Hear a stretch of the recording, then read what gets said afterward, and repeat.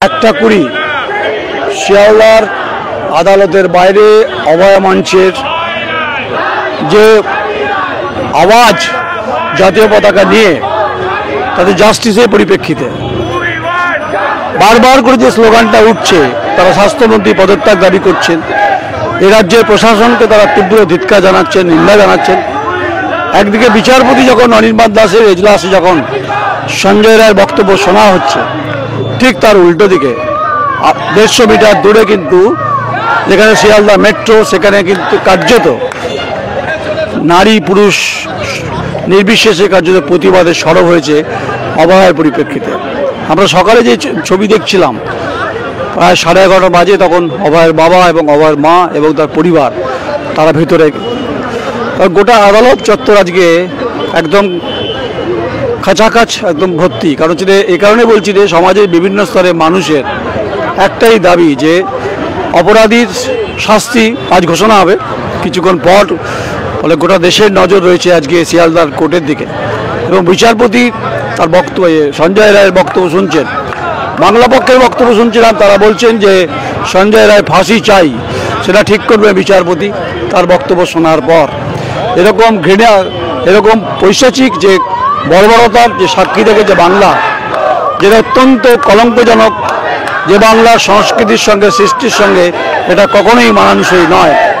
তাই 165 দিন প্রায় বেশি হবে, 5 মাস হয়ে গেছে, আগস্টের 8 তারিখ 2024 থেকে আজকে 20 জানুয়ারি, অর্থাৎ সেপ্টেম্বর, অক্টোবর, নভেম্বর, ডিসেম্বর, জানুয়ারি, রাস্তায় হোক, পথে হোক, ঘাটে হোক, কলকাতায় হোক, গ্রাম হোক, গঞ্জে হোক, সবাই কিন্তু রাত জেগেছে, ভোর জেগেছে। আর সেখানে রাষ্ট্রের ভূমিকায় যারা রয়েছেন তাদের নিয়ে বারবার কিন্তু প্রশ্ন কিন্তু উঠেছে।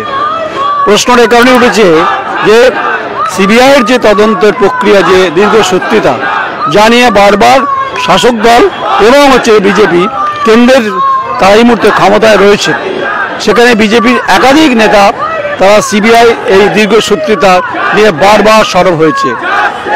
অর্থাৎ জাস্টিস চাই এই দাবিতে এই সরব অভয়ের বিচারের পরিপ্রেক্ষিতে এরা বলছেন যে শুধু একা সঞ্জয় রায় নয়, এর পিছনে লার্জার কনস্পিরেসি রয়েছে, এটা ঠিক করবে বিচারপতি, বিচার ব্যবস্থা এবং তদন্তকারী সংস্থা।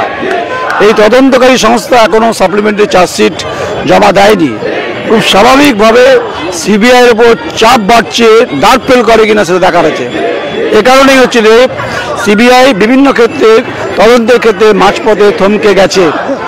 কখনো ডিওয়াইফাই হোক, কখনো কংগ্রেস হোক, কখনো বিজেপি হোক, সমাজের বিভিন্ন স্তরের মানুষ তারা পতাকা ছেড়ে কিন্তু সিবিআই সিজো কমপ্লেক্সে তারা বারবার ডেপুটেশন দিয়েছে, জুনিয়র ডাক্তাররাও দিয়েছে। কিসের দাবিতে? যে এই ক্রাইম সিনে কারা কারা ছিল, কেন ভাঙা হয়েছিল সেই পরিস্থিতি, 14ই আগস্টের যে ঘটনা ঘটেছিল, যেটা কলকাতা পুলিশের সামনে ঘটেছিল, এই সমস্ত ঘটনার পরিপ্রেক্ষিতে বাংলার যে সুনাম বৃদ্ধির ক্ষেত্রে যে একটা ভালো ছবি গেছে এরকম ভাববার কোনো কারণ নেই। ফলে আমরা যে জায়গায় শিয়ালদার যে মেট্রো স্টেশনের সামনে রয়েছি, যারা এখানে সরব হচ্ছেন এবং সেই সরবের জায়গা, ম্যাডাম যেটা হচ্ছে শুনানি চলছে সঞ্জয় রায়, বিচারপতি শুনছেন। একটা কথা বারবার এই অভিযোগটা অনেকের তরফ থেকে উঠছে যে শুধু কি সঞ্জয় রায়, নাকি এর পিছনে আরও অনেক বড় লার্জার কনস্পিরেসি রয়েছে? অবশ্যই লার্জার কনস্পিরেসি। একা একটা সিভিক ভলান্টিয়ারের পক্ষে তা কর্মক্ষেত্রে এরকম বড় অপরাধ ঘটানো সম্ভব নয়। অবশ্যই লার্জার কনস্পিরেসি, এর একটা রাজনৈতিক চক্রান্ত যার সঙ্গে জাল ওষুধ চক্র ভীষণভাবে জড়িত আছে।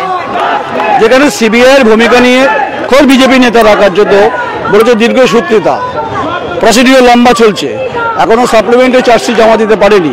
আপনি ভেঙে একজন সংবেদনশীল মহিলা হিসাবে আপনি মনে করেন সিবিআইয়ের ভূমিকা তদন্তের ক্ষেত্রে অগ্রগতির ক্ষেত্রে ঠিকঠাক ছিল, নাকি কোথাও না কোথাও তদন্তের কোথাও খামতি ছিল? কোথাও তদন্তটা আটকে গেছে, প্রমাণ লোপাট হয়েছে, সেই প্রমাণটা আমাদের সবার চোখের সামনে আছে। তারপরেও এখনো পর্যন্ত দ্বিতীয় চার্জশিট জমা পড়লো না, কোথাও তো একটা আটকেছে, এটা বোঝাই যাচ্ছে।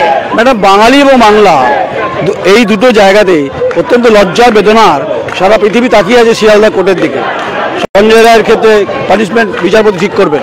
কিন্তু আমার প্রশ্ন হচ্ছে এই বাংলায় অনেক ঘটনা ঘটছে পরপর, কিন্তু তিলোত্তমার ধর্ষণ এবং খুন যা কার্যত নাড়িয়ে দিয়েছে, যারা রাত জেগেছেন, ভোট জেগেছেন, মশাল জেগেছেন, তাদেরকে কটাক্ষ করেছে শাসক দল। কিন্তু আজকে যখন ঘটনা বলছে বারবার যে আমরা কলকাতা পুলিশ তো সঞ্জয় রায়কে ধরেছিল, সেইখানেই সিলমোহর দিল সিবিআই, কোথাও মনে হচ্ছে না যে তদন্তকারী সংস্থার উপর যে ভরসা?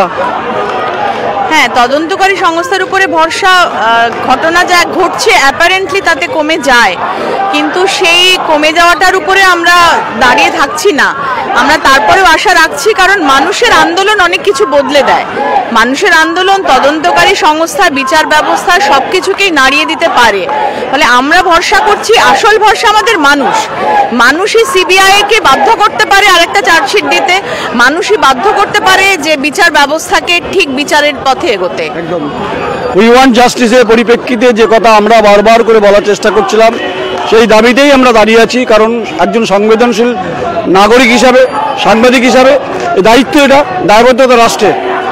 এই যারা এখানে আওয়াজ তুলছেন, যে আওয়াজটা কার্যত কর্ণকুহরে এসে পৌঁছচ্ছে আমাদের, এরা কেন করছে?